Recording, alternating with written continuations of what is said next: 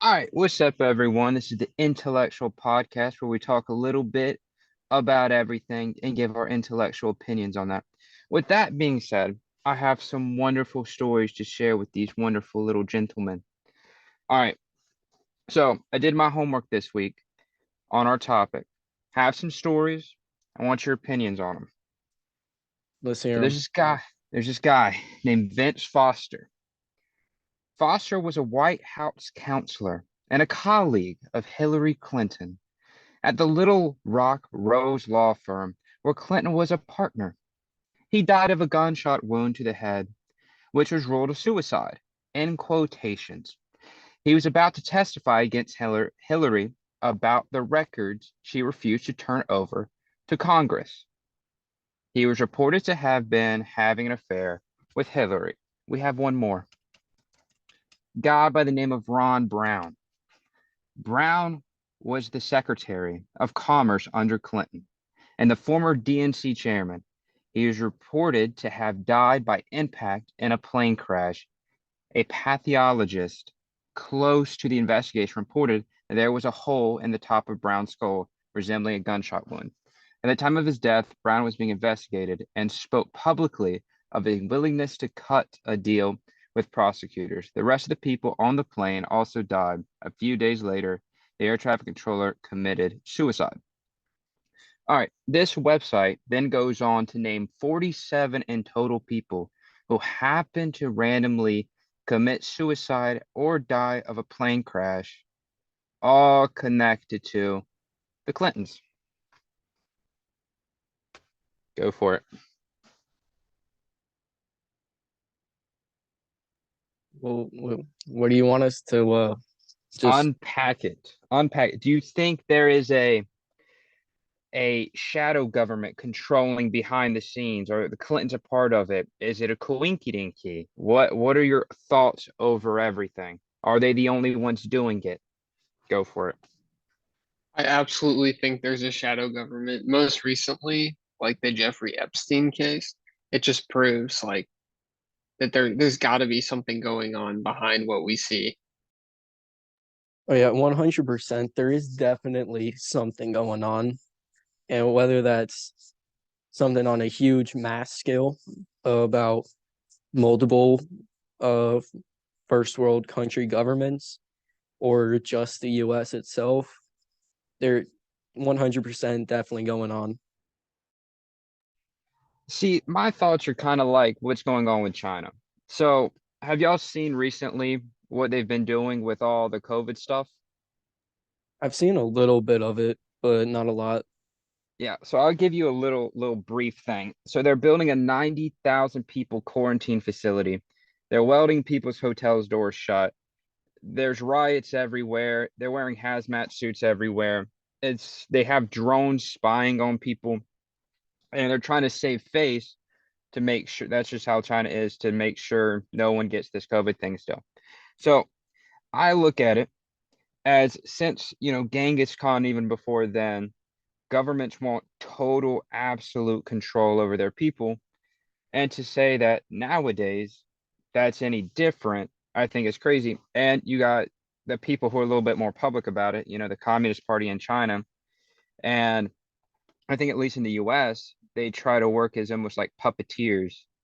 And you could say maybe the Clintons are one of them, the Bushes, the Cheneys of the world, kind of working behind the scenes to have control at any means. That's kind of my thought process behind it. I So you say like puppets, right? And my thought is that maybe like the Clintons are like they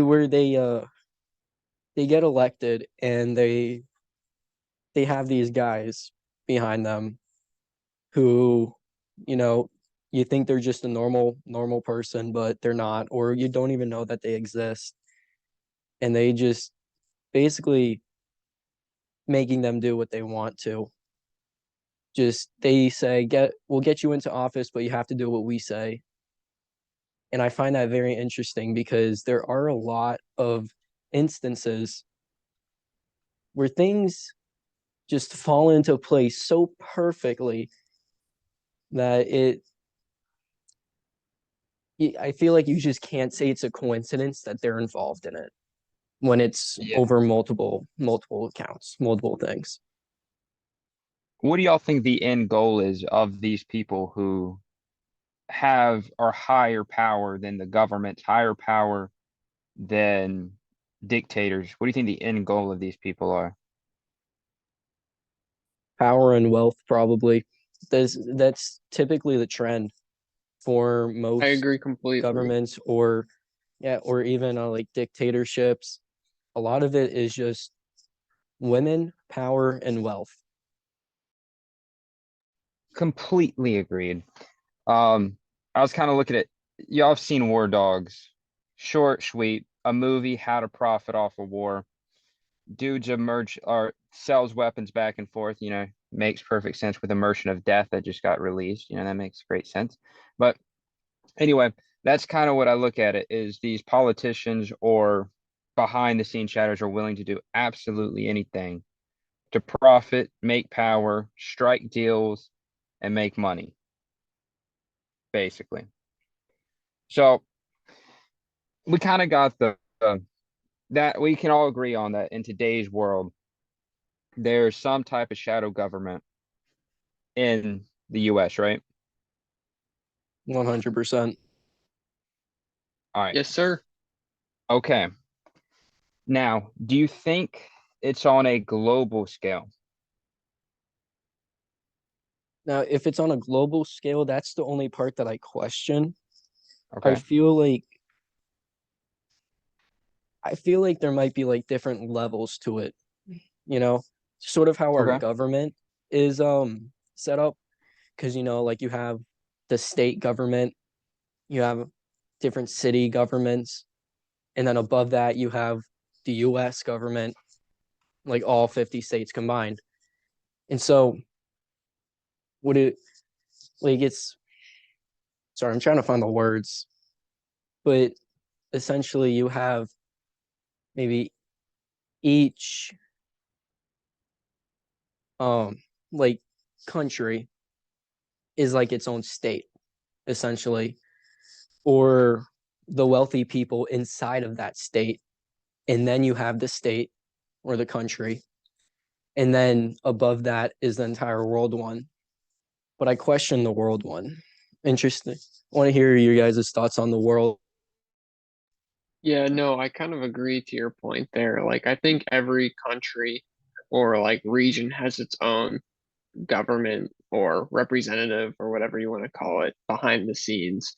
And I think they sort of come together almost like a world body, like not like the UN, but very similar in that way. Like each country has different people representing it.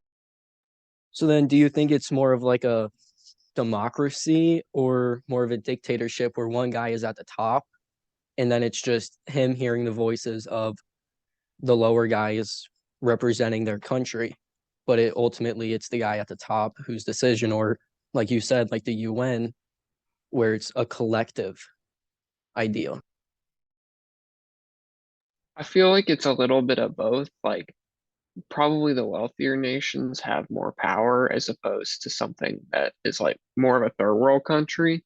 So while each technically has a say, something like the United States and the UK all lobby together to make like a more powerful voice, or they have more emphasis or a say on what exactly goes on. Yeah, I was Interest. kind of thinking the same thing. So every country or every state or whatever has corruption to some level, right? So there's corruption at some level, and there's going to be a guy pulling the strings behind the scenes. But I 100% think that it's on some form of global scale, right? So as y'all were talking about, I think that the US has more pull than let's say Ghana, right? Because Ghana doesn't have billionaires coming and they don't control Goldman Sachs and they don't have presidents that are well known.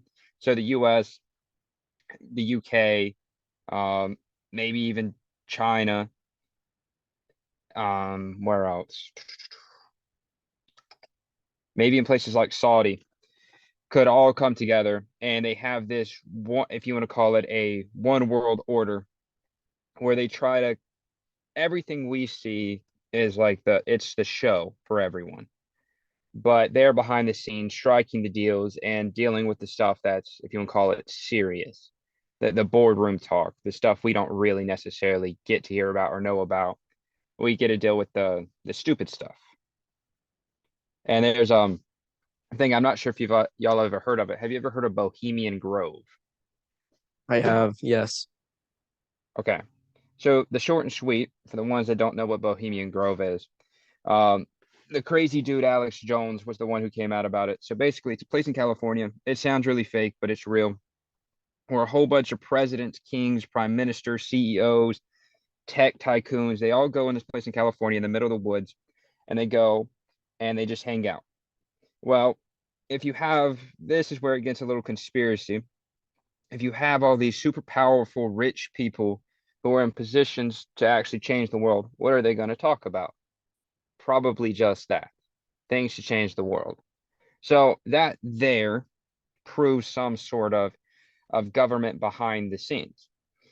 However, I think there's a little bit more to it than that, you know, where you start talking about Twitter and the news stations and what within just the US, and you start talking globally, like the what is it, the global economic reform that Schwab and Gates are now on. And you start looking at how they're shutting down a whole bunch of stuff, and everybody kind of has this similar agenda across everywhere. So, what is y'all's thoughts? I agree completely that there definitely is. But real quick, before I forget, because I will forget, I want to bring up a point that uh you said earlier, talking about regions. So could that be like wealthiest countries, probably like first world countries, they definitely have their own guy, but like a region of like a third world part of the world, or like parts in Africa, would you say they probably band together and then just get like their wealthiest guy or most political guy and put him there? And a second part is, do you think it's more of political people who have power or more wealth? Like, is it like Jeff Bezos, like one of the top guys that we know of? I'm gonna disagree with the statement about Africa people banding together, or the African countries. The reason why is because beautiful China is currently indebting most of the third world countries. So, you'll take Morocco, Egypt, Libya, and they're indebting them to like the highest level possible, promising them dams and bridges that'll grow their GDP through the moon, but they're indebted to China for the next 30 years. And then, so they don't have the political power to really do anything. They're already indebted. Um, but I don't think it's necessarily politicians. I think politicians are the puppets for the most part, and it's the big dog players we don't necessarily know about. I don't. It could be a Bezos like figure. I'm not saying it is Bezos, but a guy with the money, the backing, um, George Soros or the Koch brothers, or some people like that, or some people that just have connections that you can only dream of, like some high military guys, high CIA guys, some very, very, very high level people. So, Jay, what's your thoughts?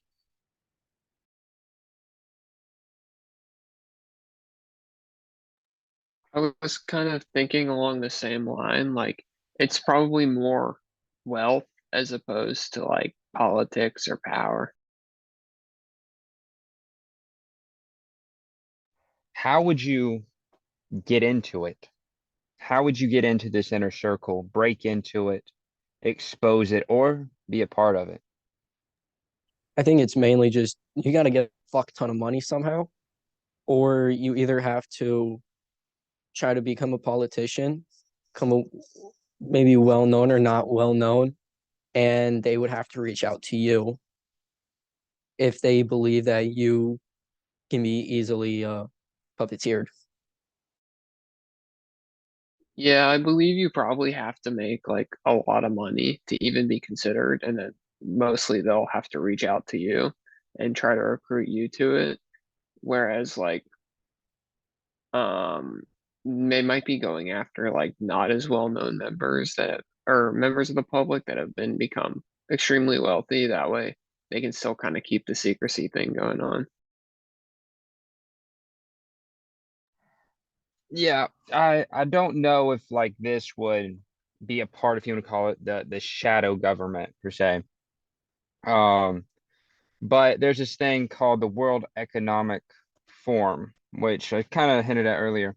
Has this guy named Schwab, has Bill Gates, and it stands overall to it does some good stuff. It helped India's economy, kind of boosted that up. But then you start doing sleight of hand things. They come in and say global warming is an issue, but we're going to target this one place in the Netherlands region, try to get rid of farmers because of nitrogen emissions when they completely ignore China or they completely ignore parts of India where pollution is ridiculous. So I don't, and what I was getting to that is to get a part of that group, you have to have dumb amount of money, dumb amount of connections.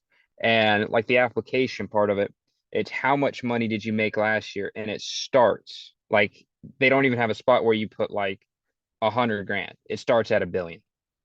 So I don't know if that classifies as shadow government because they're a little bit more public about it, but I don't think they're public about their agenda. Um, but I have some interesting little tidbits of information about previous proven shadow governments. Would you like to hear them? Absolutely. Okay, so we're going to stick with it in the US, and I want to hear y'all's thoughts about what happened. So I'm going to make it short and sweet. We're not going to drag on and talk about each one of these for a really long time. Just kind of the super interesting information. So you've all heard of this guy, Martin Luther King, did some great things, had a lot of people following. Well, at some point, this is a common trend. He either had too much of a following or knew too much, right? This is going to be a trend with the next two guys. So one day he's standing on the outside of a motel balcony and he gets shot. Well, let me find the name of who they said. So they said it was anyway, the killer, James Earl Ray was his name. They said it was James Earl Ray. Well, he was a former criminal. He just got out. He wasn't a good guy to begin with. Well, King's family, a, a few months later, sued the U.S. government, the military, the FBI, the CIA, and the local police force, saying, "Hey, this guy James Earl Ray, he didn't do it." So, and the crazy thing is, the King family won the trial, proving the innocence of the supposed killer of their son and brother, which kind of blows my mind. Which family would prove somebody innocent who was the assassin? So, and then there goes into whole stories about how they said he shot from a bathroom, and then there was a tree in the way, and at 3 a.m. the police cut it down. How people saw smoke coming from a bushes and a guy running away, but the cops decided to ignore it. There's an awesome video that goes over it. I'll link it below. It's a guy named Wendigon, and he describes the whole 1 hour thing about MLK. But do you think MLK was killed because he either knew too much or started to have a voice that was too disruptive to the status quo, and that's why the so-called shadow government got rid of him? I'm gonna go with the latter on that because it a lot of times you see someone coming to power or just having a voice, like what you see a lot of like in our celebrities today, someone trying to just voice their opinion, maybe they get a lot of followers, and then they just like it just stops. They apologize, maybe, and they completely stop because they've just gained too much of an influence, and it's going against a lot of where society is going now, where the shadow government wants society to go now. Or, and I like to think that it's also possible for MLK with the government basically taking him down in order to try and keep stuff still segregated and not go as much to equality as they would like to. Yeah. Jay, what's your thoughts on this one? I completely agree with you. I think it's more along the lines of he got too close to changing the status quo. When I think of like figures who I think were killed by the US government because of their knowing too much or coming too close to the truth or revealing it to the public, I think more along the lines of like JFK. I definitely think with Martin Luther King Jr. though, it was more along the lines of building such a momentous movement that the people in charge were afraid of changing the status quo because they might lose their power or their power might get uncovered or something along the lines of that. Well, you just made it very easy to transition to the next one, JFK. So, as everybody knows, he got shot. Lee Harvey Oswald and the book depository got him. One guy. Well, what a lot of people don't know is a few things. One, he kept saying he's a patsy, he's a patsy. He was set up. He was set up when he was being arrested. Also, there Who was was saying another that? shot. That was Lee Harvey. Oswald. Yeah, exactly. Okay. Well, there was a few other things. Of course, they say this magic bullet theory, all this. But the reason that theory came up is because there was another shot they had to account for that hit um a like the overpass or like the concrete, and it hit a person who was standing by, and he had to go to the same hospital JFK did. So they had to account for another bullet. Another thing that's very interesting is how they try to say this bullet was the bullet that fired from that gun that hit JFK, and there was nothing wrong with it and all that. So, few things.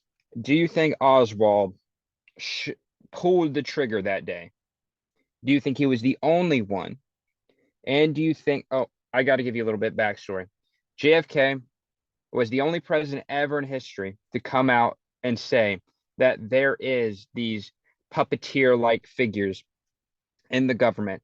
They're secret organizations. The CIA is corrupt. The FBI is corrupt. That there's these secret groups. And then a few months later, he dies, which is really interesting. So back to the question. Do you think Oswald was the only one who pulled the trigger? Do you think he pulled the trigger?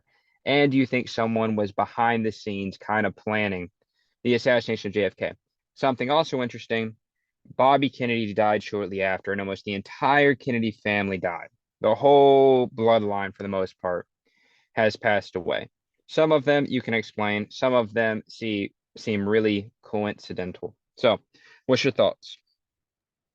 So I don't know too much about it, so I'm not gonna comment on if he did pull a trigger that day, but I will say I don't think if he did, he was not the only one who did shoot. He did not he was not the only one who pulled a trigger.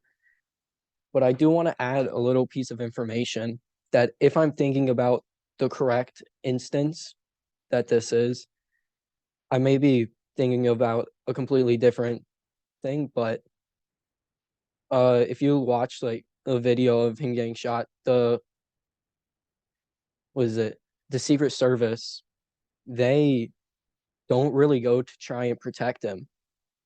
Like the ones who are just like walking around near the car, they just kind of just stumble around and just be like, what the heck just happened?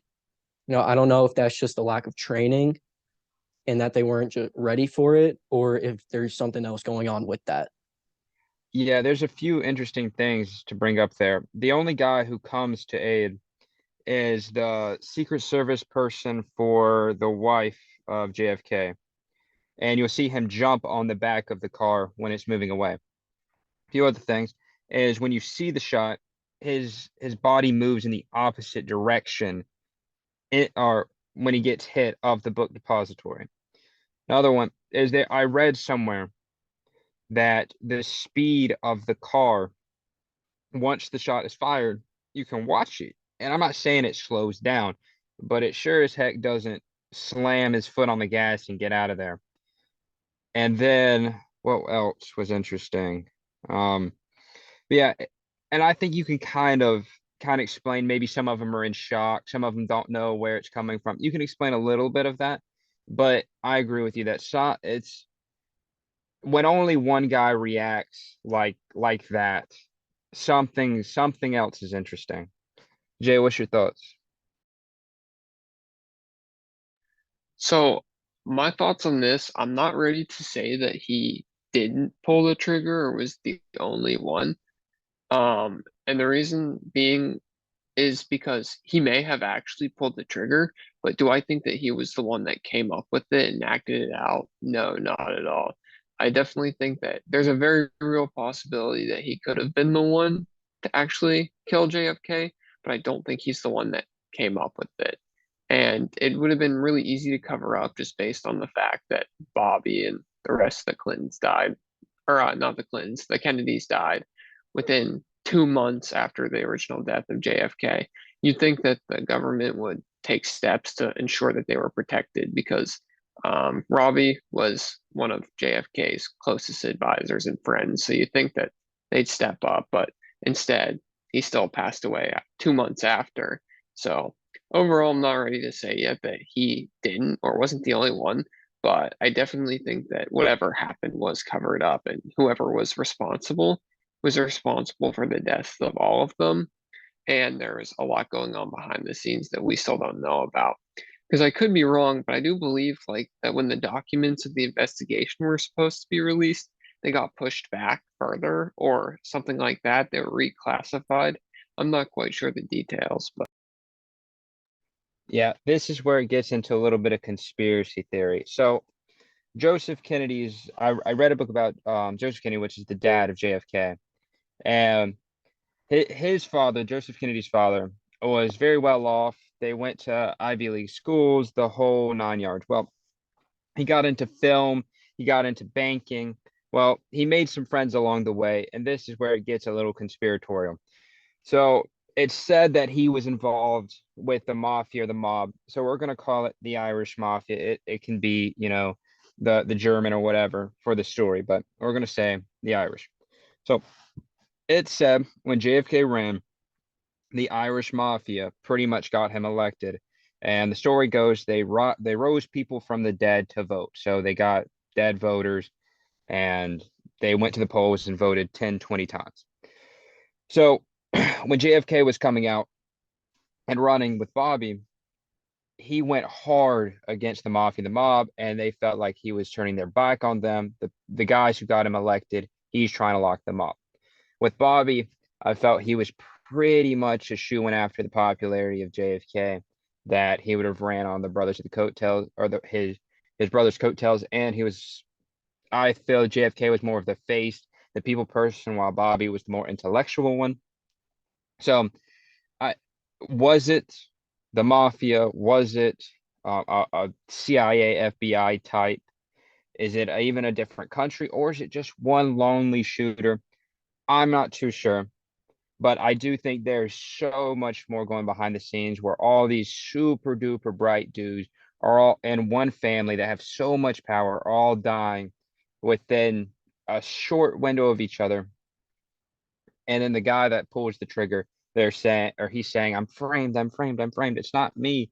So then we get onto our next one. Okay, this one, I don't think you're going to guess who it is, but he's super interesting guy. So, guy by the name of Nikola Tesla. Are you familiar with the story of Nikola Tesla? Yes, but just say it for the viewers' purposes if Okay. they don't. So the short and sweet guy, Nikola Tesla, incredibly smart man, was making patents like you wouldn't believe every single day. At his heyday, he was making 10s, 20s patents per day. So at the time, his rival was a guy named Thomas Edison. Thomas Edison knew how to work with the rich people. So at the time, there was oil tycoons. There was J.P. Morgan. There was Rockefeller. There was Charles Schwab. All these guys. Well, he knew how to work his ways through and to make them money and have him make himself money. So it was win of both. Well, Nikola Tesla was arguably smarter than Thomas Edison, but he was trying to find the best technology. So the best technology might not have been oil, or the best technology might have not been wired electricity, which would have put the richest guys in the world at the time, out of business. We'll get into some of his technologies, which is really interesting in a little bit. But one day, he died in a New York apartment, supposedly due to natural causes. Well, the maid found him, and shortly after, the CIA, who was fairly close by, seized all of his patents, and there were supposedly, let's say, 12 trunks, and some of those trunks are completely missing to this day. What is your thoughts? You think the CIA thought this guy knew way too much to put a lot of people who have a lot of money out of business, or natural causes? The CIA thought his writings and patents were just really interesting, so they took them, put them in the Library of Congress, and that's it. What's your thoughts? I think you brought up an interesting point with the other, like the tycoons of the time, and Edison being able to talk to the rich. And I think it could be possible that those tycoons had relations with some sort of shadow government, and combined with them, the tycoons, and the shadow government wanting to keep the status quo in the way things were progressing already, they probably combined and they decided to take him out with that. Yeah, I definitely think that there was something a little interesting about that. He didn't he might have passed away on natural causes, which is he was an older guy, but the fact that some of his patents went missing, he was on the brink of technology, just the highest level, and that he was making way too many people angry and messing with a lot of pockets. I don't think that the steps afterwards, that it just happened.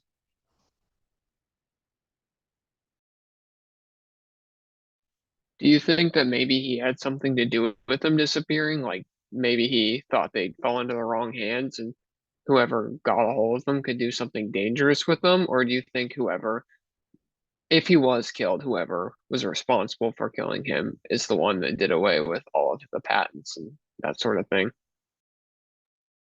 So to kind of sum it up, I mean, I think it was probably a collective group of people. I'm not going to say it was Rockefeller or Morgan or like specific people, but they all did kind of shady stuff.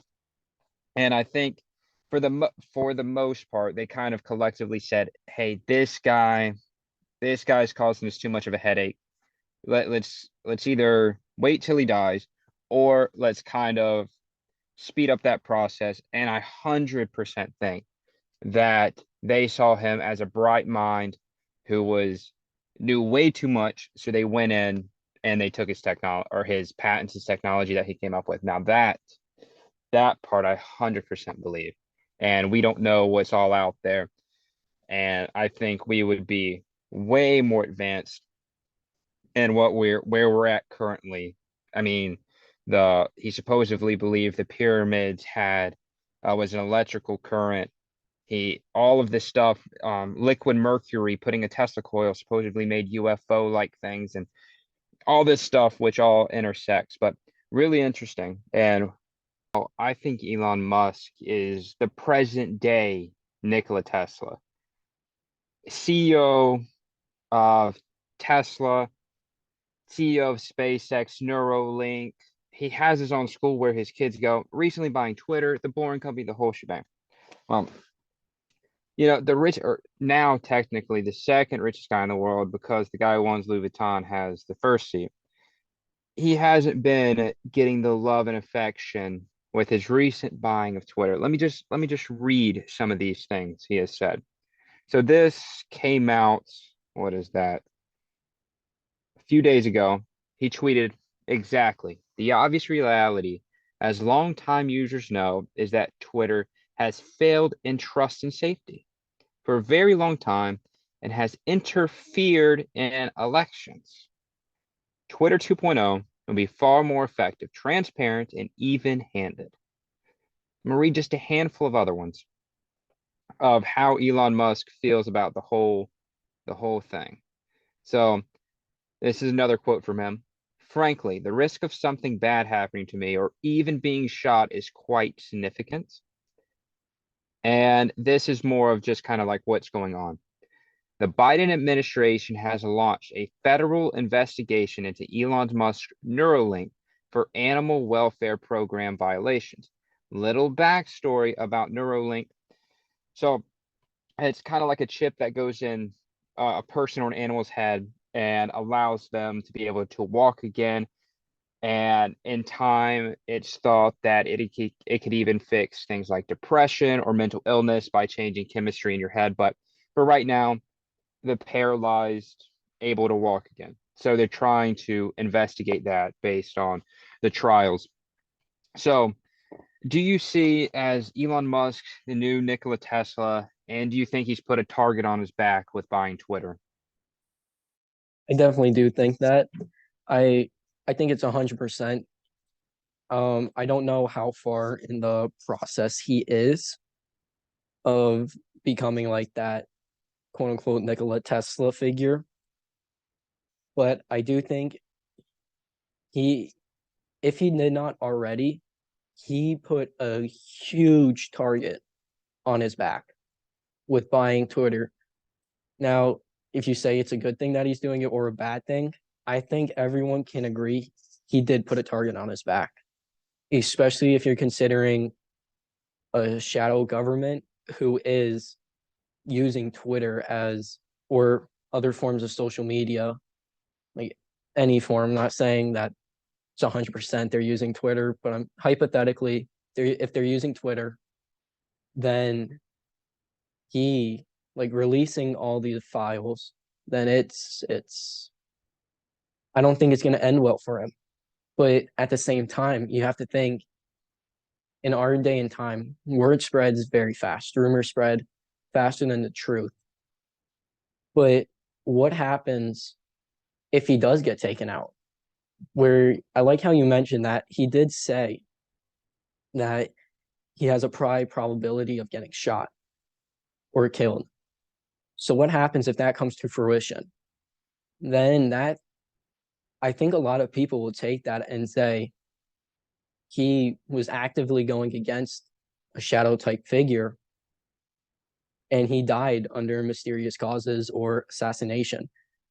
Now, who's going to assassinate him other than shadow government who wants to keep the status quo or where they're moving to?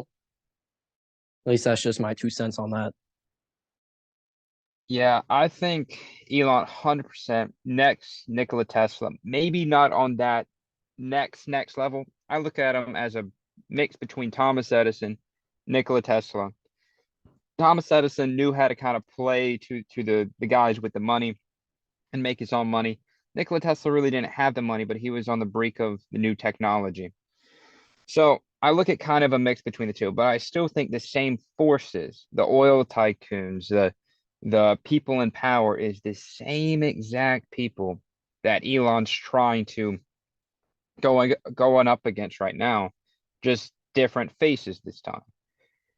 And he's been releasing these things called Twitter files, which he goes in and tries to expose what Twitter has done in the past. So the short and sweet version, was based in Silicon Valley in California. They hired a whole bunch of people. It started out, very nice, great idea.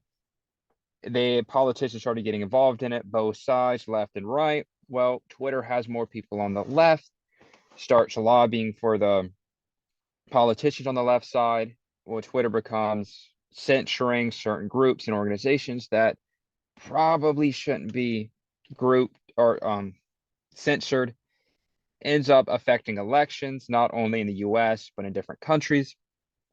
And they had a whole gift shop, or not like a merch place closet inside of Twitter that had said hashtag stay woke.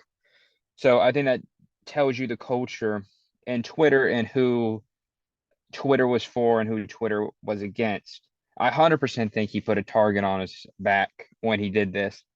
I think he was looked at as more of like the people's rich guy when he was just doing SpaceX and doing um, Tesla.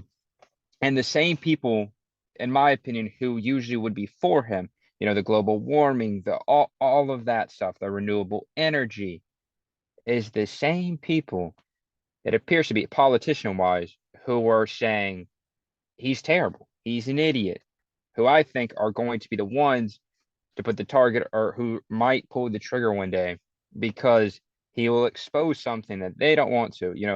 Hunter Biden's laptop, Epstein's island, um, controversy with an election, censorship on both sides. But I think it's more prevalent on one side just because Twitter was controlled by mainly one party when things really started kicking off and it became active. Yeah, I really like what you said there about how like one side controlled Twitter, and then I really think whenever he was in the process of buying it, he was pretty open. Like this is censoring people, which is a fact. We know for a fact they were censoring people, and we know for a fact big social media companies make people addicted to their platforms and that sort of thing. So we knew going into it, like as he was buying it, his plan was to decensor people.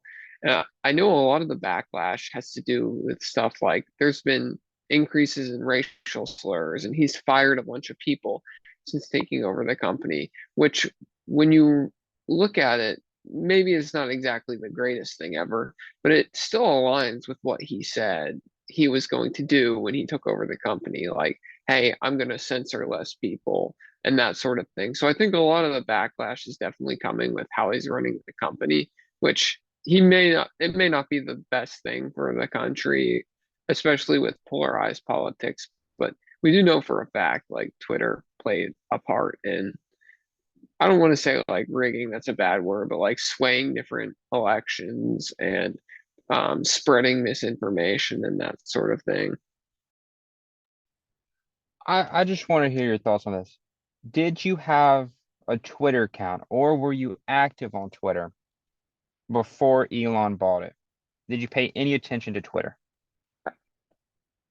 I I, never got a Twitter account. I got it.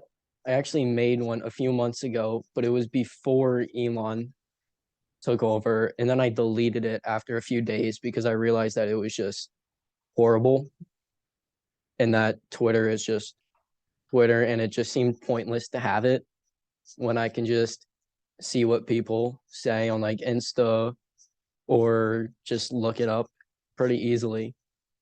And I don't think I have plans to get one, even though uh Elon has taken over.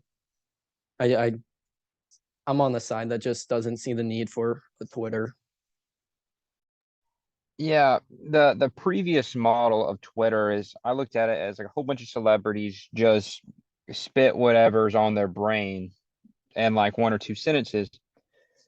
I had Twitter like one time, similar thing. I had it a while back and I was trying to have this shoe drop and know when exactly it was gonna release. But after that, I wasn't active on it. But his model is like a LinkedIn model he wants to get to, where he has the free Twitter, if you want to call it. And then the more premium you get, so if you want your blue check mark, you want all this other stuff, you don't want ads. Yeah, I think it was $8 you pay. And, a lot of people don't like that with freedom of speech should be free, which if there's a free user thing on Twitter, just kind of like YouTube and then YouTube Premium. So similar concept there. But I think with the way it's going, even though, he banned Kanye again and all that, but I think the way it's going, he's playing middle ground there. But I still see him having a target on his back with this because he's gonna make somebody in a very, very, very powerful ivory tower very angry. But I still don't see Twitter more beneficial than a YouTube, than a more visually engaging than an Instagram, um, or even more beneficial to business people than a LinkedIn. I still think it has a long, long, long way to go. It has a lot of eyes on it right now, but I still think it has a long way to go. Yeah, I've actually been on Twitter for a while, but I'm not on the side with all the celebrities and that sort of thing, where I have seen dramatic changes in what has happened since Elon has taken over. But a lot of what I like about Twitter compared to other social media platforms is, um, like you mentioned before, it's like what they're thinking at the moment or recent changes in something. So a lot of what I use it for is more along the lines of like business people or small business, government, that sort of thing, and changes or just what's on their mind. So I find a lot of like good advice in those areas, but I definitely think in the other areas with celebrities and that sort of thing where they're speaking their mind, it can get very dark very quick.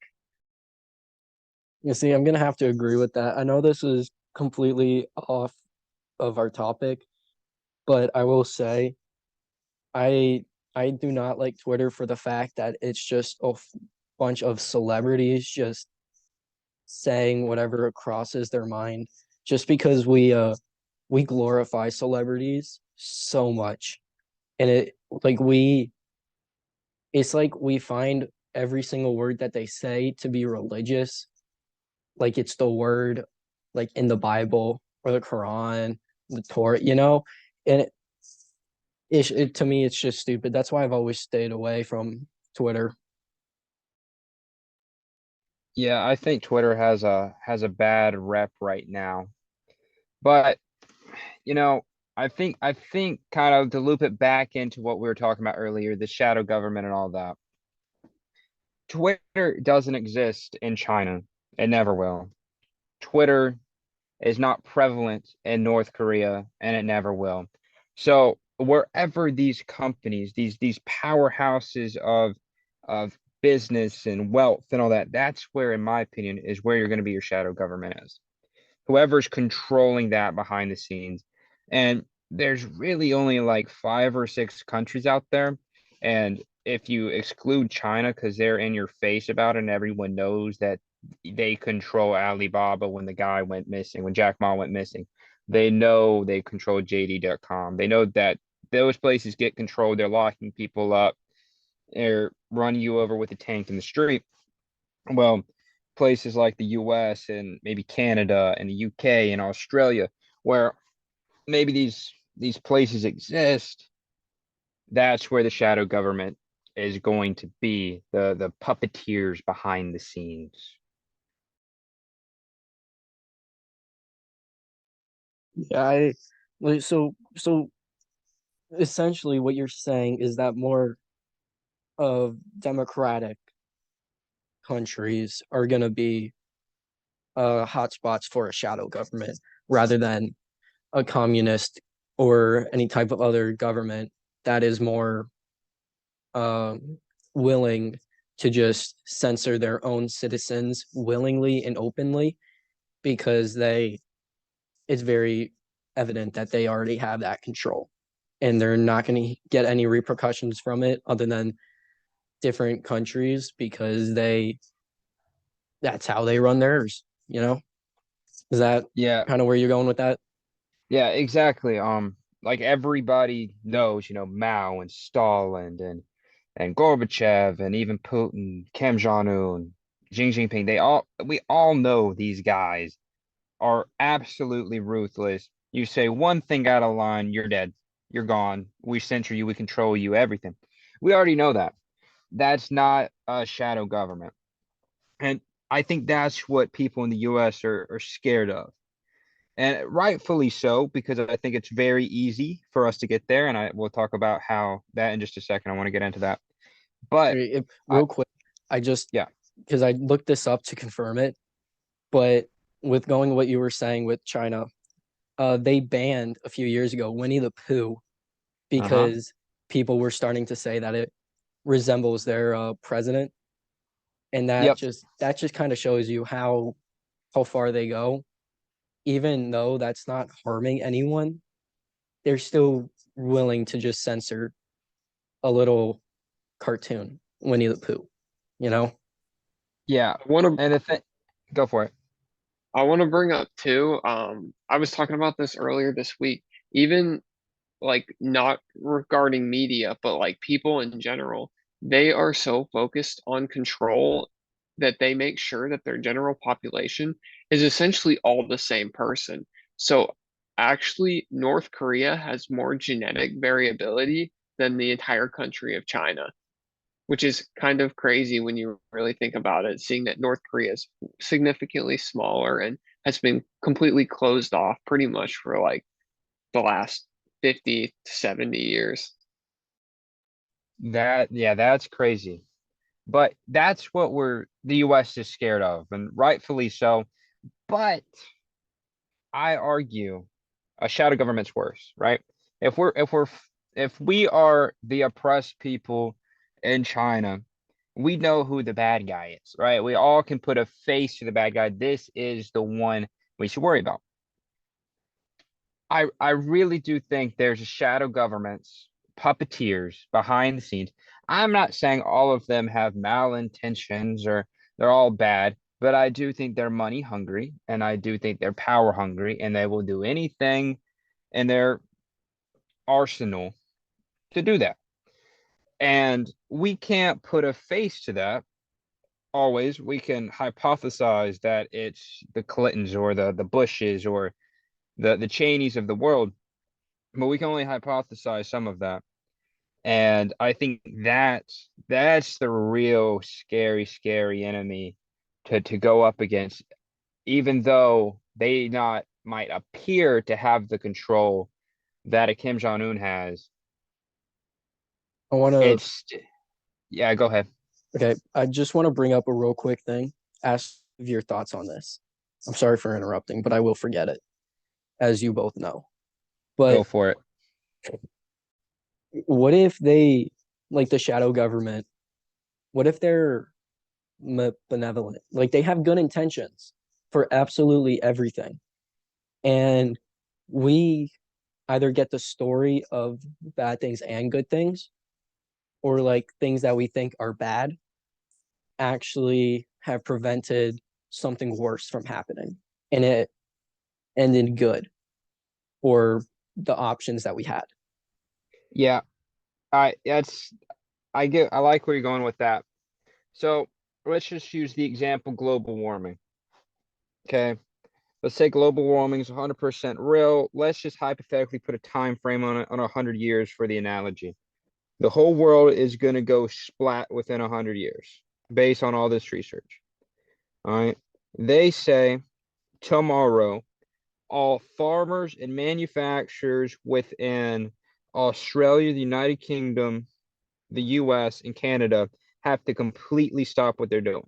We're only going to get our goods from China and India and our food from the Netherlands. Let's say that happens and somehow you can do that. Well, maybe it stops global warming and, the big picture, they won. But in the small picture, You have countless people die. You have countless people lose their job.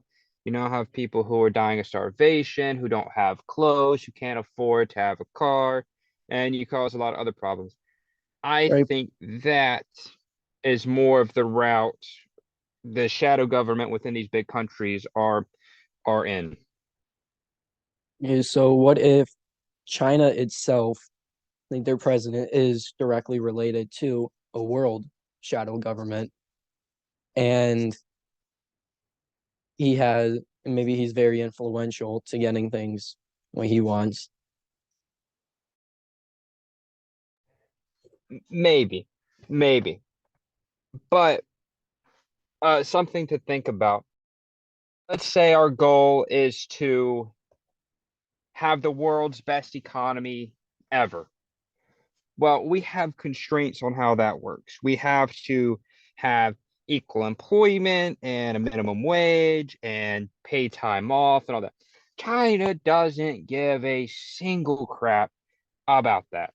Their goal is like single focus, single minded. Whatever happens, they're willing to chop off your knee if they have to get to that goal, which is fantastic. But I kind of look at it as like the Romans, right? So the Roman legion, they would send someone out, and if he dies, he dies.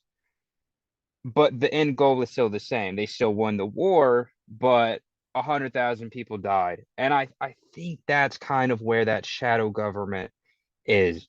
The end goal, as long as it's achieved, we are completely fine as long as I'm still in power.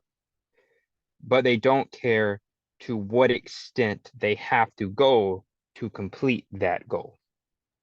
So then That's that is what is the end goal then?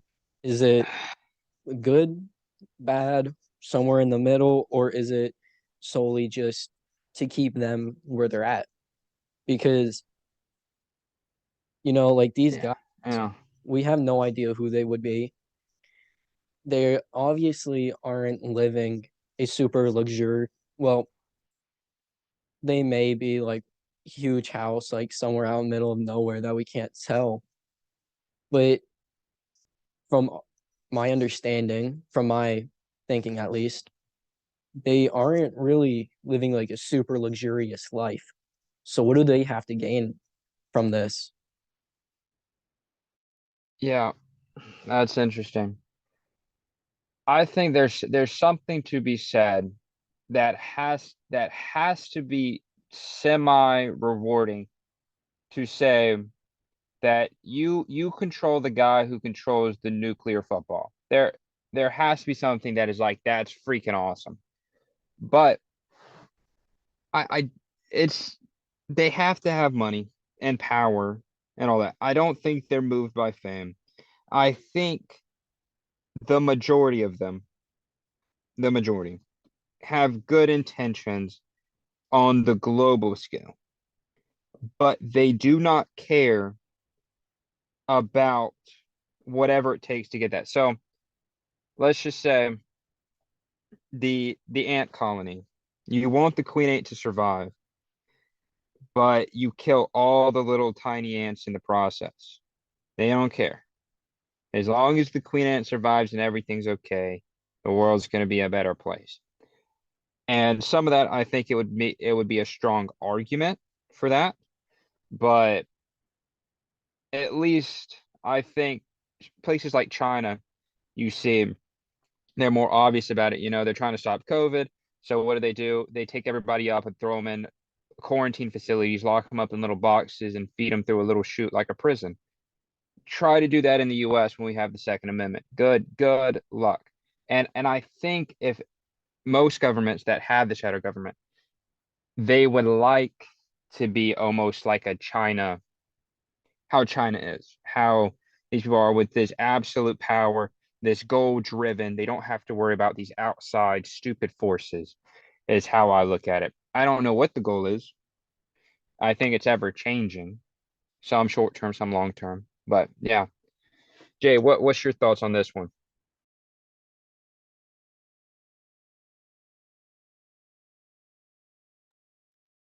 That man leave or something? Jay.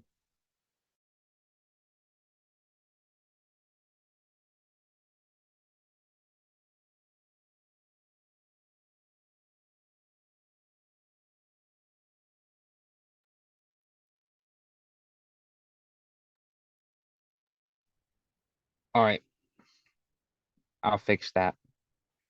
But I wanted to kind of go over another topic. And, kind of we look at it as a threat, China, the communists, the Russia communists, all of that kind of stuff as a bigger threat than the so-called shadow government that I think JFK was fighting against. So, are you familiar with how Hitler rose to power? I am vaguely familiar, but hit us with the complete 30-second overview. Okay, short and sweet. After World War One, the winners got together, did this treaty called the Palace of Versailles. It basically said, hey, Germany can't have a military or limited their military a lot and indebted them to the Allies a whole bunch of money. So Germany became this super impoverished country. They inflated their currency to try to pay off debt, and it just created like a third world country in a matter of a few years. Well, this guy joined the Socialist Party in um, Berlin, and he started rising through the ranks because he was very charismatic, and he started promising these people that he would put food on the table, that he would be able to provide them cars, he'd be able to um, give them a job back. And that guy was a guy named Hitler, and he started doing what he said he would. He started saying, "Hey, I'm going to put food on the table for your family. I'm going to give you a job." And he did this by increasing his military. He gave everybody like, you're going to make ammo, you're going to make a tank, you're going to do whatever.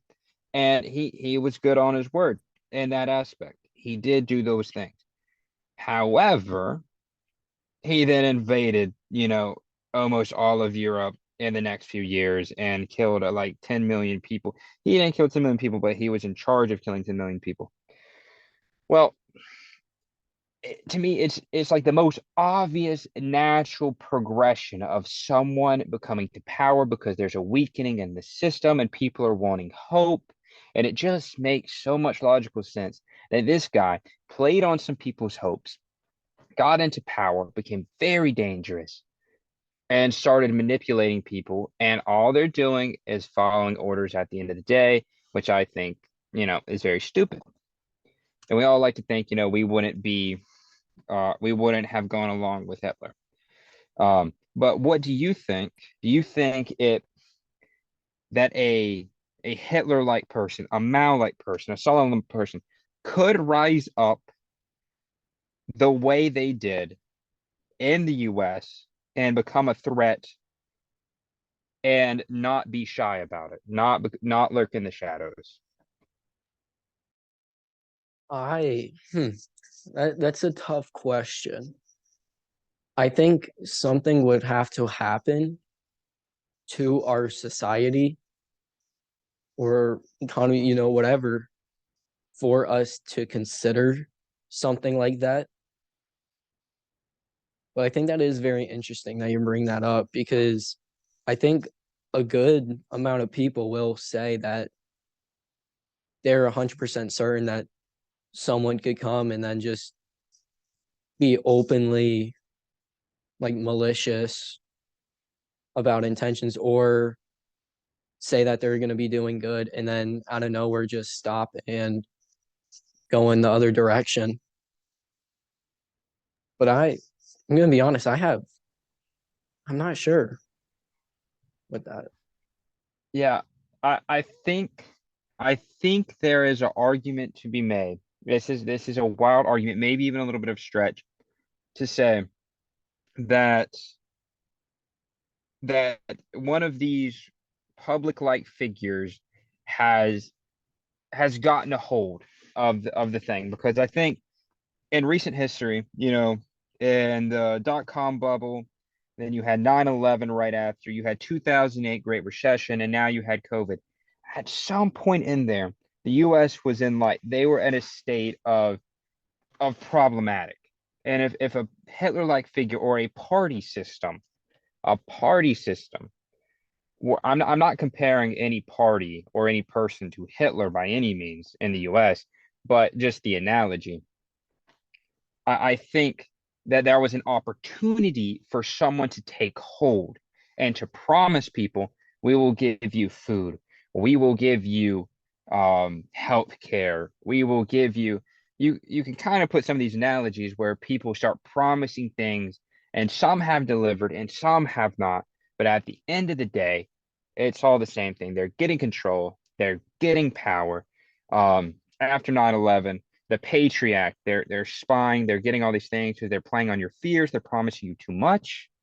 But I do think that there were several opportunities within about 20 or so years that gave a party or a person the opportunity, if they so chose, to take advantage and to prosper and to gain power and wealth off of people's fears. I think there were several opportunities.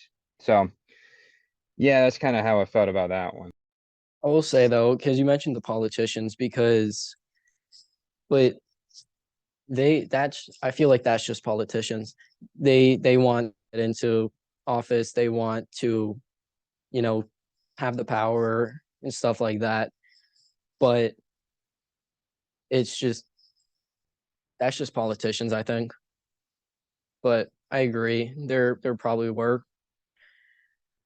But I think we've been going for about hour and 30 minutes or so, maybe a little bit more. So I guess we'll wrap it up now. But so this was our second episode on the shadow government. And as you could probably tell, our third member, Jay, had to leave in the middle of recording. But that is all good. Nothing against him. And if you stuck around for this for long, why not subscribe? Maybe give us a like. I don't know. If you would like to do that, that would be beautiful. We would love that. But thank you for sticking around this long. And we'll start dropping new episodes every single Friday. And if you have any topic that you want us to discuss, put it in the comments. We will love to discuss it. We'll do our own research or go into it blindly, whichever one we think is best or whichever one you would want us to do. We're open to suggestions. As Q said in the beginning, this is the Intellectuals Podcast. We give our intellectual opinions or thoughts on anything and everything.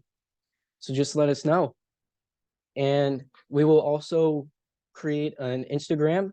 We will drop that below in the description of this video. So go follow that, and you'll be able to be updated on everything going on with the podcast. And I think I'm forgetting something, but I can't remember.